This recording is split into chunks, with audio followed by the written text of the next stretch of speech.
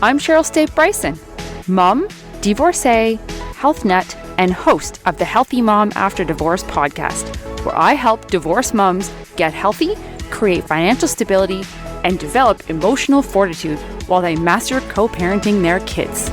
The place is here, and your time is now. So let's do this. Hey, healthy mamas. Welcome and thank you for joining me for this 20th episode of the Healthy Mom After Divorce podcast. Seriously, I can't believe I am at 20 already. Thank you so much for taking the time to listen and support the show. As always, you can find the full transcript for this episode at healthymomafterddivorce.com/20. All right, I've got a good one for you today. Let's talk about karma. Now, most of us have heard of this term, whether we believe in it or not, but I want to start with a definition that I found in the Merriam-Webster dictionary. Broadly speaking, karma is the force generated by a person's actions that affect the events in their life. So basically, doing good things in life brings good events, and doing bad things in life brings bad events. I realize that not everyone believes in this, but many do. If I'm being honest, I'm not quite sure where I fall, and I'll tell you why. Let's start with, why do we believe in karma? Is it because it helps us to guide our lives in good and kind and honest ways because we believe it'll bring us good karma? Perhaps. There are definitely times when someone might donate extra food to the food drive because they think it'll bring good karma their way.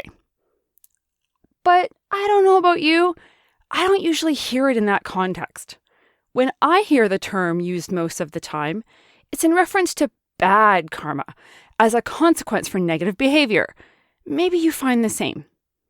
For example, we see someone behaving badly and we think, karma's going to come back around and get them. When I'm talking to divorced moms, particularly ones that feel wronged or hurt by their exes, it comes up all the time. And to me, it kind of sounds like a way to self-soothe. They're in pain, they feel like what happened to them is unjust, and a lot of it probably is. So to make themselves feel better, they find comfort in the idea of bad karma that will befall their ex. That this force generated by their ex's bad actions, like their infidelity or abuse or addiction or whatever it was, will somehow negatively affect future events in their life. Maybe karma will make it so they're also cheated on in their next relationship, or maybe they'll lose friends because of their addiction, or maybe they'll even get arrested for hitting their next partner. These moms soothe themselves by believing that something bad will happen to their ex because of the way they treated them. The idea that their ex will get their due, their comeuppance, suffer what's coming to them is somehow comforting, at least for a moment. And I get it. It is really natural because we're all looking for justice when we feel that we've been wronged. And in the absence of formal justice, we often hope for natural consequences, don't we? So think of how you were hurt and what kinds of things you think would even the score in your mind. With that in mind, I want you to ask yourself these questions. But what happens if bad karma never comes? What happens if it does? What do you think is on the other side of karma? I'm not sure, actually. I can't tell you if it's real. I can't even tell you whether or not I believe in it. But I can tell you what isn't on the other side of it. Healing. Let's start with scenario number 1. Bad karma never comes for them. What has your ex done to hurt you? Left you? Cheated on you? Moved away? Alienated your friends from you? Abused you? Abused your kids? Called you names? Stolen from you, lied to you? Think of whatever applies to you. I understand that all of those hurtful things inside of you are so painful, so you look for ways to release the pain. And one of those ways is clinging to the belief that they'll get what's coming to them. The universe will make them pay and punish them in some way for their bad behavior. It may take weeks or months or years, but you believe it will come, so you wait. And wait. And wait. And it never comes. What if it never comes? What if bad karma doesn't inflict its mighty power? What if your ex just carries on with their life without the consequences you thought would come? Their friends didn't abandon them. They didn't lose their job. Their new partner didn't cheat on them. They didn't get sick or in a car accident. They didn't lose all their money and fall flat on their face. In fact, they make more money now than they ever did. They didn't get reamed out by their family. In fact, it looks like they haven't had to pay the piper at all for what they did to you and the kids. Now what? Where does that leave you? If you predicated your peace on them not finding theirs, you may be setting yourself up for disaster. If you've been holding your breath, waiting for it to happen, and it never comes, have you held yourself back from healing? Thoughts like, I will feel better when blank, or I can't wait for blank to happen, are making your peace and healing contingent on something you do not control. Now, let's take it the second scenario, where they do actually get some sort of bad karma for what they've done. Even then, we don't get to choose how it will look. Most of life is entirely out of our control. What if karma is too cruel to them? Like they have a tragic accident or fall terminally ill? How would you feel then? What if karma is not cruel enough to them? Like they lose their job, but they find an even better one as a result. What if it's right on the money, the perfect amount of cruel? What then? I know we like to think that we'll feel content. We like to think that we will have this rush of satisfaction wash over us and we'll feel like the scales are now balanced and all is right in the world. But this is not how pain works. Pain does not go away when more pain is felt.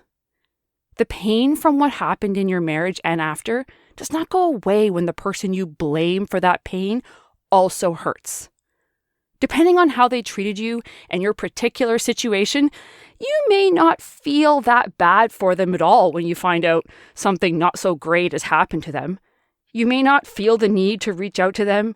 You may even take a small amount of pleasure in it. I mean, we're all human.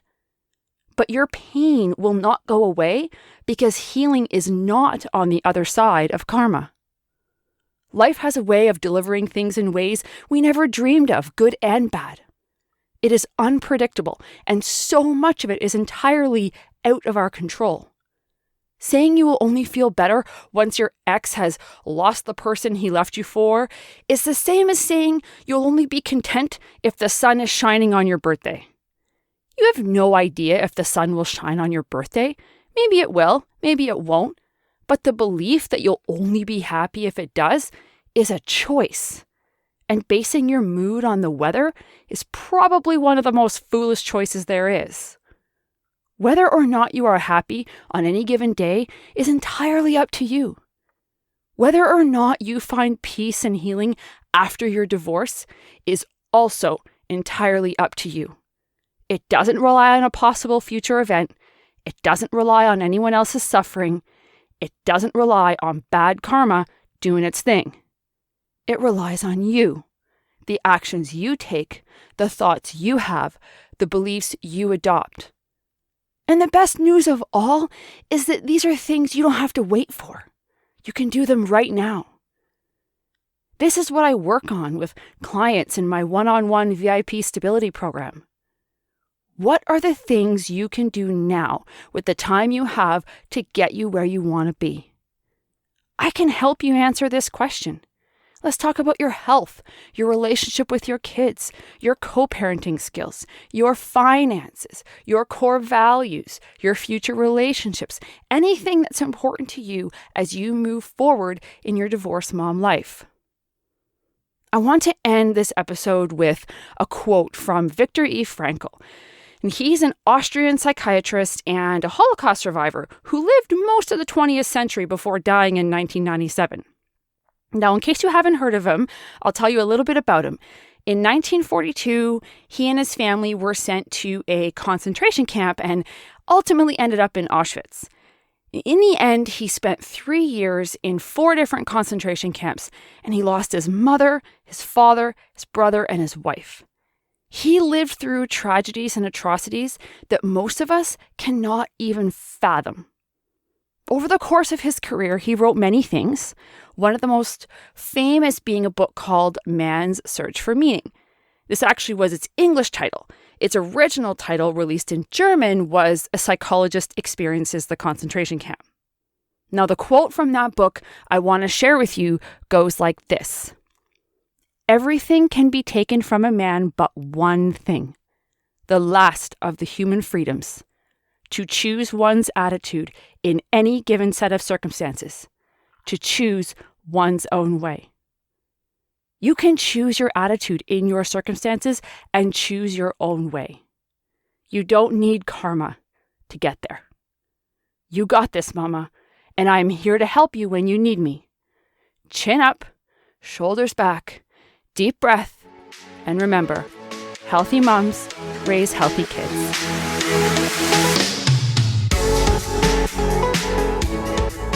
Thank you so much for listening.